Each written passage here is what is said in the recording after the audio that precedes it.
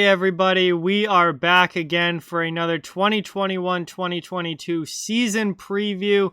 Today we're going to be looking at another Metropolitan team who has had a very quiet offseason and really hasn't had much as far as roster turnover is concerned. That is the Washington Capitals, who are pretty much bringing back relatively the same team as they had last year, and we'll see how they're going to shape up over the course of these next few months this season in the Metro. So before we begin, I just ask you to please subscribe and hit that thumbs up. It helps out so much and is greatly appreciated. But let's get into it here, and as always, before we look ahead, we're going to look back on the Washington Capitals last season. Another very, very strong year during the regular season, except yet another early playoff exit in the first round, which the Capitals haven't won a playoff series since they won the Cup in 2018, and that's got to be a disturbing trend for Capitals fans. As 2019, they lost to Carolina in the first round. 2020, they lost to the Islanders in the first round. And this past year, they lost to the Bruins in the first round. However, they were very, very good in the regular season. They went 36, 15, and 5 on the year, 77 points, which was good enough for second in the East Division. They scored 3.36 goals per game, obviously a pretty high-scoring team here, and when you have the likes of Alex Ovechkin, Nicholas Backstrom, TJ Oshie, John Carlson, and so on, you're expected to be a high-scoring team, and the Capitals certainly are that. Defensively, they were pretty good, 2.88 goals against per game. Definitely not top of the league defense or anything like that, but certainly passable, solid defense, and good enough for them to be one of the best teams in the East.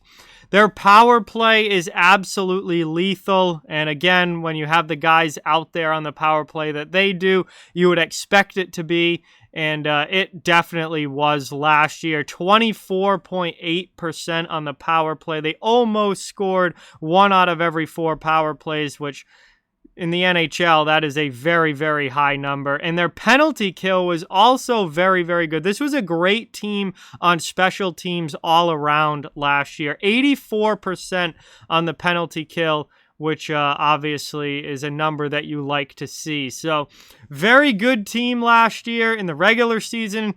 Came up short in the playoffs yet again, but as far as the regular season went, they were once again another top team in the East, as they usually are. Then we've gone into the offseason now, and this team has had very, very little roster turnover this offseason. Almost weirdly little roster turnover. Additions and subtractions, both a very short list.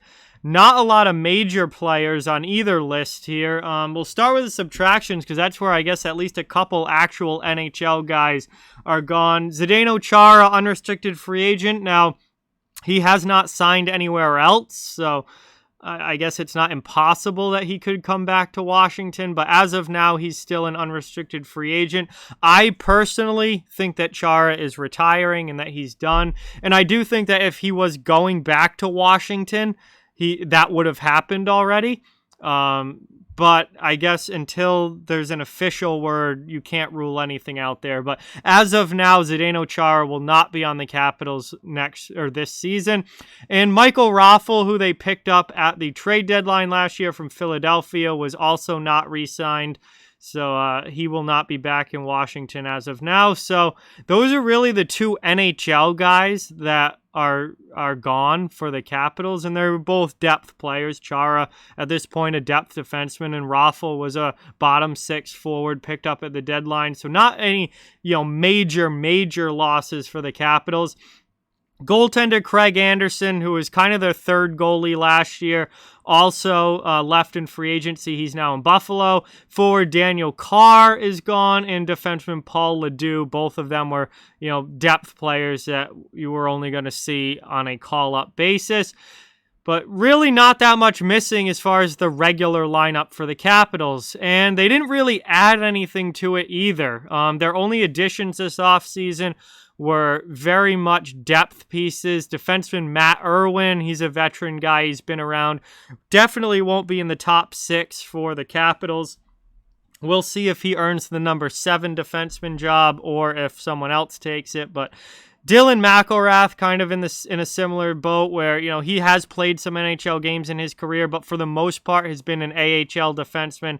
Just organizational depth there. And forward Mike Vecchione, same organizational depth thing right there. Probably not going to see him in the NHL. So as far as the actual NHL lineup goes, very, very few changes for the Capitals this year. And, on one hand, it's good to have, the chemistry still there and the group still together and that core still intact and whatnot. But at the same time, if you're a Capitals fan, wouldn't you kind of want your team making more moves than this? Because this is a team now that's lost in the first round of the playoffs 3 straight years, first round and out in the postseason. So I almost feel like if I were a Capitals fan, I would want them making some changes. First round exit isn't good enough for this Washington Capitals team. They want to be competing for Stanley Cups. I would almost want them to be making some more changes rather than just bring back the same team that loses in the first round every year. But they really didn't have the cap space to do much. So they weren't going to be able to do much in free agency because of the salary cap, and they already are spending to the cap. So it would have had to have been a bigger trade for them to make some sort of major change. But it just seems a little odd to me that they're keeping the same group together year in and year out that is losing in the first round year in and year out. Like, I know they made the big Mantha trade at the deadline last year. I guess that was kind of their big move, and it happened at the deadline as opposed to the offseason.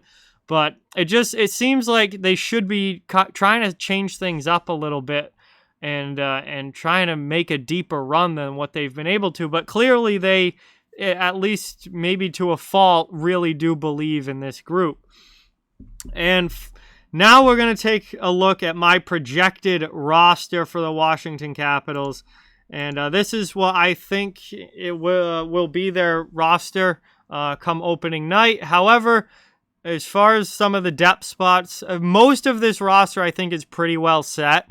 We pretty much know who's going to be there and who isn't. However, there are a couple guys in that depth category that I think could throw a wrench in things if they have a really good preseason and might be able to take a spot or two. But obviously, starting with the forwards here, Alex Ovechkin, Nicholas Backstrom, TJ Oshie, Tom Wilson, Evgeny Kuznetsov. There was a lot of talk about, him kind of falling out of favor with the organization, and he, had some issues the past couple of years, and there was a lot of talk about him possibly being traded this offseason. As of right now, he's still a Capital, so he's going to be there opening night as long as he's still on the roster. Anthony Mantha, they brought in the deadline last year. Lars Eller, Carl Hagelin. Daniel Sprong, I think, is very much solidified himself in this lineup. Connor Sherry, had a really solid year last year. Nick Dowd, Garnet Hathaway. Now, that's only 12 forwards. So they could add someone as that kind of 13th forward, that extra guy, and there's a couple guys I think that could possibly get added to this in that depth category. But those 12 guys I think are pretty much locks to be on the roster opening night. On the defense side of things, we have John Carlson, Dmitry Orlov, Justin Schultz, Nick Jensen, Michael Kempny, and Trevor Van Riemsdyk. Again, the only real difference is Zdeno Chara not being there anymore. But those are very, very likely going to be your top 6, I would imagine. Then that 7th defenseman spot, I have Matt Irwin in that for now. But again, there's a couple guys listed under the depth category that I think could possibly take that 7th D spot, or could even possibly take a top 6 spot and maybe knock Michael Kempny or Trevor Van Riemsdyk down to the 7th D spot, potentially, depending on how the preseason goes. Their goaltending tandem, well, that's going to be Ilya Samsonov and Vitek Vanacek. They really don't have much else besides that. So that is going to be their goaltending tandem, almost certain. Depth. And this is where things get interesting, because while I think a majority of this lineup is pretty well set, Conor Mcmichael is an interesting guy because I think, he's not that far away from being in the NHL lineup. So, if he has a big preseason, maybe he snags a spot, or at least maybe he makes the team as the 13th forward and will work himself into games as the year goes along or something like that. Conor Mcmichael is definitely a guy that could be added to that forward group. Beck Malinston, he's played NHL games. Garrett Pilon's played NHL games before. Those are two younger guys that I think are trying to work themselves into the lineup. And again, with a big preseason, could maybe snag that 13th forward spot. And then some more kind of older veteran guys who could fill in on the fourth line in the case of injuries, or if you need a call-up. Brian Pino and Michael Scarbosa, both guys that have been around a while, spent a good amount of time in the AHL, and could be called up in a bottom six role if need be. And then on the defensive side of things, Martin Fehervy and Alex Alexeyev are both guys that I think, with a good preseason, could maybe snag a spot on this opening night roster. Again, right now, it's definitely not a guarantee. They've played a lot in the AHL. They haven't really solidified themselves in the NHL lineup yet, but Fehervy and Alexeyev are young defensemen looking to break in and get that full-time NHL spot. And again, Matt Irwin is certainly far from a lock to be an NHL defenseman. This is a guy who's been very much on that line of NHL, AHL for a lot of his career. So if one of those young guys outplays him, they could easily take that spot. And I think that they could even take Kempny or Van Riemsdyk's spot in the in the top six and become a regular part of that decor, playing on a night in and night out basis. So when it comes to the preseason for the Washington Capitals, I think there are definitely some young players to watch. McMichael is definitely one of them. I think Martin Fehervy is definitely one of them. And then Malinston and Pilon and Alexeyev are guys that could be interesting as well. But this is my projected roster as of right now for the Washington Capitals. And like I said, some of those young guys could definitely make things interesting. But a lot of this lineup, I think, is pretty well set. And it's going to be very, very similar to what they had last season. So the Washington Capitals are definitely an interesting team, kind of in a similar spot to Pittsburgh. They're a veteran team. Their best players, for the most part, are all veteran guys now, 30-plus-year-old guys. I mean, we look at where Ovechkin is at this point. Oshie's getting older now.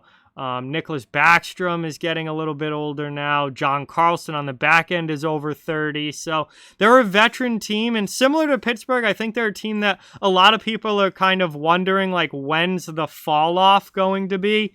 It could potentially happen. Again, this team, they've always been good in the regular season, but they haven't had recent playoff success, not since their Stanley Cup run, which was in 2018, 3 years ago now. So, it could happen. Again, similar like Pittsburgh, I'm not kind of betting on it.